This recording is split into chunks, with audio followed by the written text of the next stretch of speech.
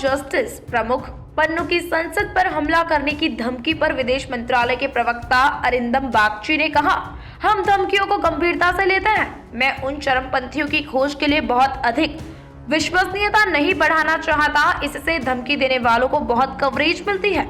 हमने अमेरिका और कनाडाई अधिकारियों के सामने इस मामले को रखा है। रेवंत रेड्डी ने केएलबी स्टेडियम में तेलंगाना के मुख्यमंत्री पद की शपथ ली। शपथ समारोह कार्यक्रम में मंच पर कांग्रेस के राष्ट्रीय अध्यक्ष मल्लिकार्जुन खड़गे, कांग्रेस नेता प्रियंका गांधी वाड्रा, कांग्रेस नेता सोनिया गांधी, केसी वेणुगोपाल सहित अन्य नेता उपस्थित हैं। कतर की जेल में कैद भारत के 8 पूर्व नौसैनिकों से वहां मौजूद भारत के एम्बेसडर विपुल ने मुलाकात की है। ये मुलाकात रविवार यानी 3 दिसंबर को हुई। विदेश मंत्रालय के प्रवक्ता अरिंदम बागची ने इसकी जानकारी गुरुवार को दी। बागची ने कहा, हमने पूर्व नौसैनिकों की मौत की सजा के खिलाफ अपील की थी। इसके बाद 2 बार सुनवाई हो चुकी है। हम मामले पर नजर बनाए हुए हैं। उन्हें सभी कानूनी और काउंसलर मदद की जा रही है। ये बेहद संवेदनशील मामला है, इसलिए ज्यादा जानकारी नहीं दी जा सकती। अयोध्या में 22 जनवरी को श्री राम लला की प्राण प्रतिष्ठा की जाएगी। श्री राम लला की पहली आरती के लिए राजस्थान से 6.5 क्विंटल यानी 650 किलो घी अयोध्या लाया गया। खास बात यह है कि घी ट्रेन, बस या कार में नहीं बल्कि रथ यानी कि बैलगाड़ी से लाया गया है। 5 रथ 27 नवंबर को घी लेकर जोधपुर से अयोध्या के लिए निकले थे। 10 दिन में 1200 किलोमीटर की दूरी तय करके गुरुवार सुबह अयोध्या के कार सेवकपुरम पहुंचे।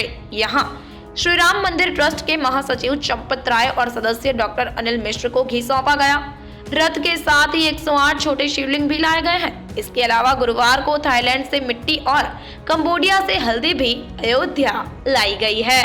बंगाल की खाड़ी से उठे मिचांग तूफान के कारण आई बाढ़ से तमिलनाडु के 1.2 करोड़ लोग प्रभावित हुए। चेन्नई, तिरुवल्लुर, कांचीपुरम और चेंगलपट्टू जिले में सबसे ज्यादा तबाही हुई। गुरुवार को चेन्नई आने जाने वाली 15 ट्रेनें कैंसिल की गई। 4 दिसंबर से सभी स्कूल कॉलेज भी बंद है। भारतीय वायुसेना के हेलीकॉप्टर से कल बाढ़ प्रभावित इलाकों में 23 किलोग्राम राहत सामग्री पहुंचाई गई।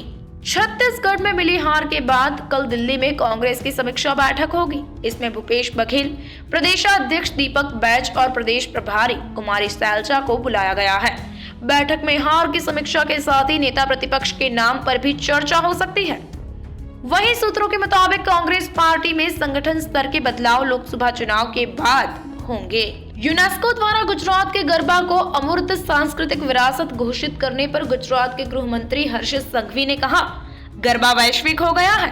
आज गुजरात का गरबा देश और दुनिया भर में पहुंच गया है। यह हर नागरिक के लिए गर्व का दिन है। गुजरातियों की पहचान गरबा है। अहमदाबाद कच्छ हाईवे पर द्रांगध्रा बाईपास के पास गुरुवार सुबह हुए सड़क हादसे में 4 लोगों की मौत हो गई और 3 गंभीर रूप से घायल हो गए। बाईपास पर स्पीड से जा रही स्विफ्ट कार अनियंत्रित होकर पलट गई और डिवाइडर से टकराने के बाद सामने से आ रहे एक आइसर ट्रक से टकरा गई थी। मौके पर ही हो गई 4 लोगों की मौत। हादसा इतना भीषण था कि कार में सवार 7 लोगों में से 4 युवकों की मौके पर ही मौत हो गई। वहीं अन्य 3 घायलों की हालत गंभीर है। पास ही के गांव के लोगों ने पुलिस और एम्बुलेंस को मौके पर बुलाया और किसी तरह घायलों को कार से निकाला। टेक कंपनी गूगल ने चैट जीपीटी को टक्कर देने के लिए अपने नए आर्टिफिशियल इंटेलिजेंस मॉडल जेमिनी को लॉन्च कर दिया है। ये एआई टूल इंसानों की तरह व्यवहार करने के लिए डिजाइन किया गया है। गूगल का दावा है कि जेमिनी समझने, तर्क करने, कोडिंग और प्लानिंग करने जैसे कामों में अन्य मॉडलों से बेहतर तरीके से करता है। लीजेंड्स क्रिकेट लीग 2023 के एलिमिनेटर मैच के दौरान बुधवार 6 नवंबर को टीम इंडिया के पूर्व बल्लेबाज गौतम गंभीर और पूर्व गेंदबाज एस श्रीसंत के बीच नोकझोंक हो गई थी, जिसका वीडियो सोशल मीडिया पर वायरल हो रहा है। हालांकि गौतम गंभीर ने श्रीसंत को क्या कहा इसका खुलासा नहीं हुआ।